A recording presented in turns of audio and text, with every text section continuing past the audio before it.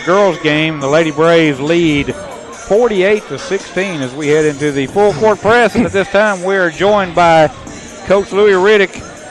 Coach, we were talking about before you came on that, how many teams have you coached and when you started and all that. And, of course, we couldn't tell everybody that. So take us back, how this started, when it started, these teams, all that kind of stuff. Yeah, take us back to young Louie and bring us up there. Yeah. Well, first of all, let me tell y'all, thank you for coming back and being broadcasting Braves basketball again. I know the people around here appreciate that so much, and try to show a token of my appreciation every once in a while as best I can. It was a long time ago now. I'm going to go ahead and tell you something y'all might not have known. I was in pharmacy school. I was going to be a pharmacist. And I was in the lab one night about 8 o'clock and decided this wasn't for me. So I called my mom that night and I said, I can't do this for a living. It will drive me crazy. She said, well, everything paid the same. What would you like to do? I said, I want to coach and teach. She said, well, change your major. And so I did my student teaching over at Tupelo in the fall semester. Worked with the boys basketball program, graduated in December. They gave me a little bit of stipend to come back over in the second semester and work. I'm sitting at the state tournament down there. One of my friends from South Mississippi comes up and sit with me before our ball game and says, do you think you'd ever coach girls basketball? I said, man, I don't think I could do that. That'd be too hard. And what happened? 34 years of girls basketball. So that was the last boys team you ever coached? Well, no, I coached 1 year. We had an emergency situation. Coach had to leave in the middle of the season, and I took over after that. But otherwise, I started down in South Mississippi at Prentice Christian, a private school. Loved my time there. Great kids. They had come off their best season ever the previous year, 7-24. But they'd never had anybody who was a basketball coach. They were always given the assistant baseball coach, somebody like that. And all they needed was somebody who cared about them. And, man, they turned it around and won a state championship 4 years later. Wow. And so that's the thing I love about girls basketball. They will buy in. If you'll show them you care, they're going to buy in and play for you. A friend of mine was coaching at Kossuth, gave me a call. He said, it's a good place up here, Alcorn Central, looking for a girls basketball coach. So I came up, interviewed, and sure enough got that job and had great 18 years there. I took a year off. Had my sister's disabled sister was in Oxford having heart trouble, and so we're going to have surgery with her. So I took a year off, went to be with her, and then got in touch with a friend of mine who was over at Amory, and he said, looking for a girls basketball coach over here. So I spent 2 years coaching basketball at Amory. I did the third year there coaching cross country and golf, of all things. Went to Tremont for 4 years. Loved my time there, too. Retired. And I was in Jackson, Mississippi, as I always do, go down to state finals. Me and my buddy Mike Lewis and Jackie Bills ran into me. He said, what are you doing these days? And I said, well, first year in retirement. He said, would you ever think about getting back into it? I said, it would have to be the perfect situation. He said, well, we got all 4 positions open, head boys, head girls, assistant boys, assistant girls. I said, first of all, I'm through being a head coach, and also I've done nothing but girls, so I want to, if I do take a job anywhere, it's going to be a girls situation. So I came up for, first of all, I talked to some people about the job, and I didn't realize they had been on such hard times as they'd been. And so I said, well, what's the deal? And finally got some inside information, found out some things. So I came up to talk to Jackie about it. We showed me around the campus, and we got back to the office, and I didn't know it that day, but Brian Middleton was interviewing that day, too. So we sat down there. Jackie got called out of the office, and we sat down. Did you know Brian? Didn't know Brian. Yeah. But after about 10 minutes, I knew this is somebody I want to work with. Yeah. The guy was wanting to win championships. And I said, this is basketball country up here. I've been here for a long time. And so we talked about being here together. And when we came back, both got hired and came back to talk to the girls about it, Brian got tied up at the superintendent's office, so they took me in the library and the girls by myself. And they said, talk to him for a few minutes until he gets here.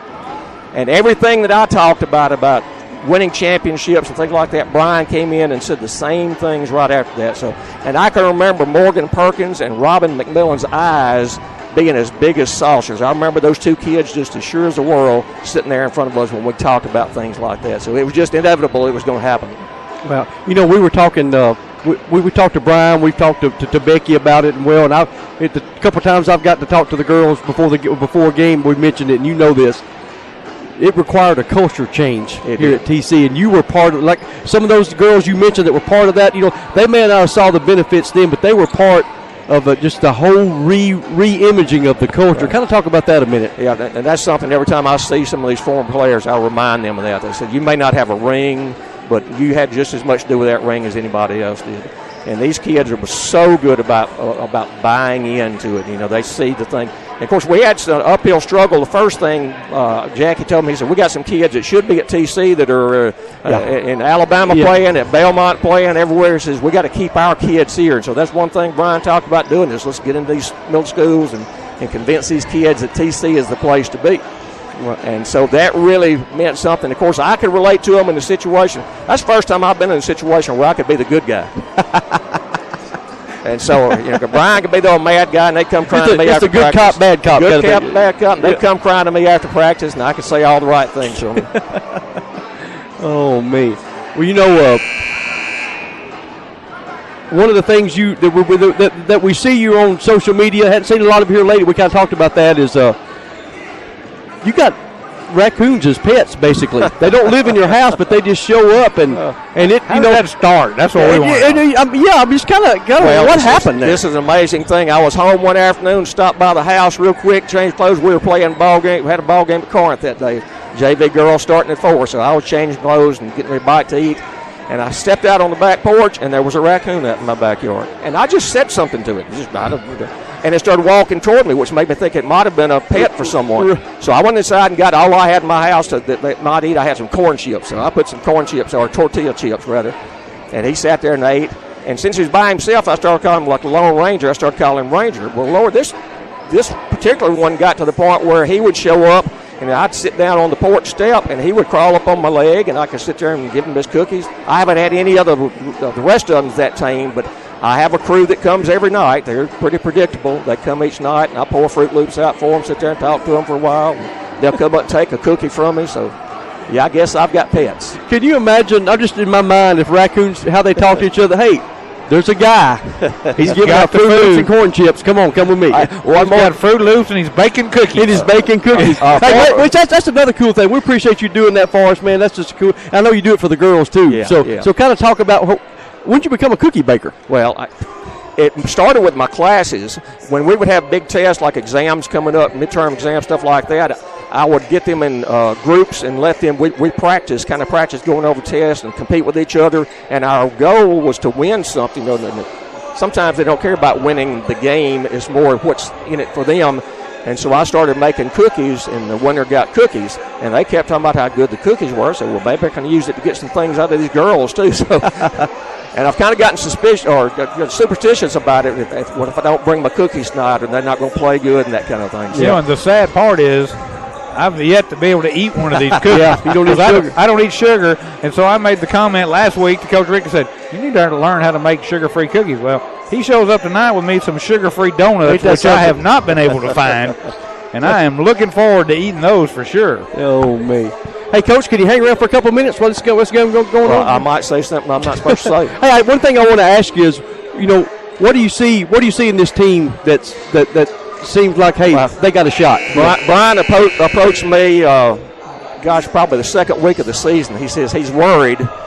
He says things are going so good. How are they going to handle adversity? I said, well, the first thing I see is amazing to me. I thought these kids would be this good late in the season. I wasn't expected early. It was the fact that they're so unselfish. I mean, they share the ball so well. On and off the floor, being around them, I see the fact that they care about each other.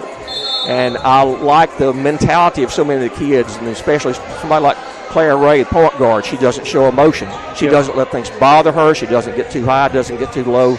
They're just fun kids to watch. I know that. We talk about a conundrum that our opponents face on defense is how to guard this team. Yeah. And we can pretty much play however you want to play defense. Yes. Yeah. And, when you got 5 girls that can score. Yeah. I mean, that's, the defensive-wise, that's rough. We're back